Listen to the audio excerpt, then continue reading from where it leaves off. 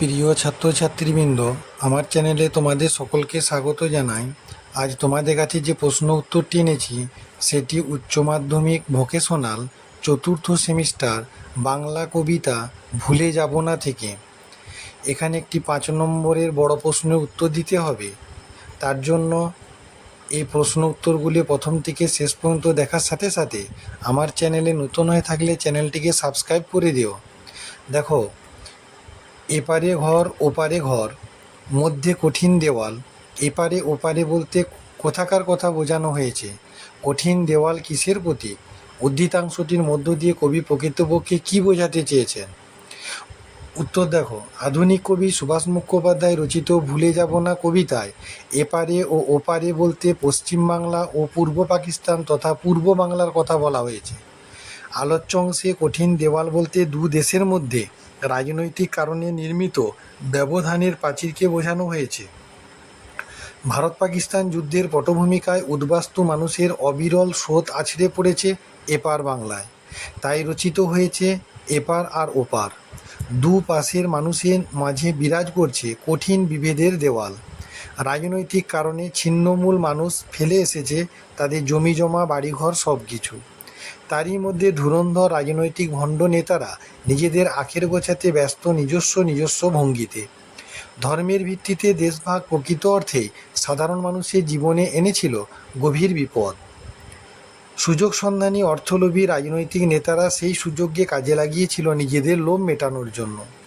সংবেদনশীল কবি ছিন্নমূল মানুষের নিরাপত্তাহীনতা, দেশত্যাগের যন্ত্রণা, স্বজন বিদায়ের বেদনা ফুটিয়ে তুলেছেন এপারের ওপারের চিত্র অঙ্কনের মধ্য দিয়ে।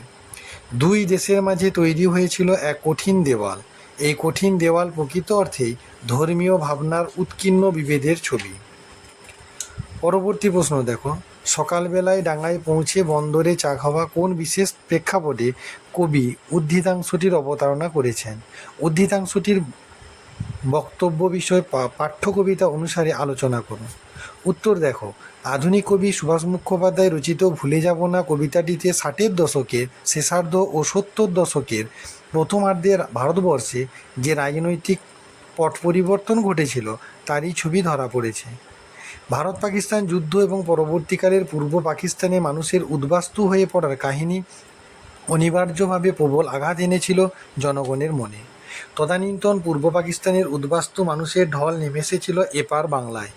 ছিন্নমূল মানুষের হাহাকার আর্তনাদ সব হারানোর ক্রন্দন ধ্বনিতে একদিকে বাংলার আকাশ বাতাস মুখরিত হয়েছিল।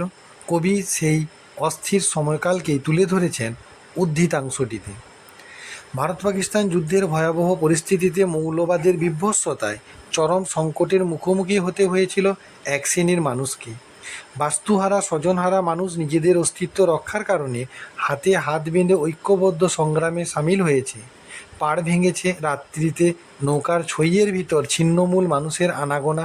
রাত্রি শেষে সকালবেলায় ডাঙায় পৌঁছে বন্দরে চা খাওয়ার দৃশ্যটিতে দেশ ভাঙনের ছবিটি স্পষ্ট।